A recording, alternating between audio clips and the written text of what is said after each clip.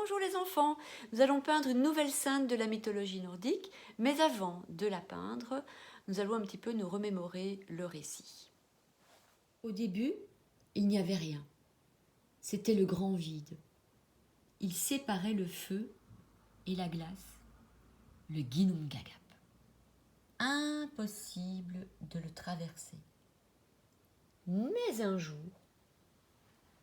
le feu qui léchait les bords glacés engendra le tout premier être vivant, Ymir.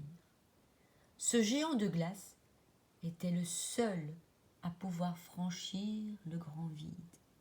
Mais en bas le grand vide, Ymir pose le pied de glace sur le royaume de feu, le Muspelheim. La chaleur intense fait fondre ses orteils. Les grosses gouttes d'eau qui tombent engendrent une race de géants plus petits, les géants de glace et de pierre. Ymir se sculpte de nouveaux orteils pendant qu'une rafale de vent brûlant balaye les alentours et fait fondre la glace.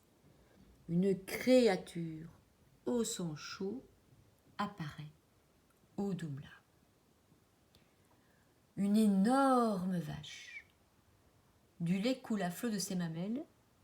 Ymir en boit pour étancher sa soif. En léchant la glace salée du Niflheim, Audumbla fait apparaître au bout de 3 jours une créature faite de chair et d'os.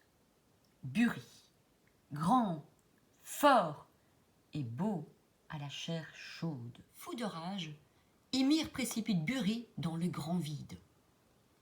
Mais une géante le rattrape dans ses bras. Buri devient son compagnon. De cette union naît un fils, Bor. Ce dernier se marie à son tour et a 3 fils.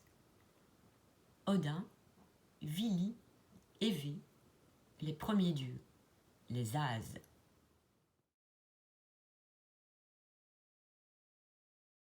Les dieux haïssent Ymir et la race des géants brutaux et indisciplinés. Odin et ses frères attrapent Ymir, le tuent et jettent sa dépouille dans le grand vide. De ses blessures jaillit un flot de sang qui va noyer la race des géants. 2 d'entre eux échappent à la noyade et s'enfuient sur un bateau de bois en naviguant sur la rivière de sang.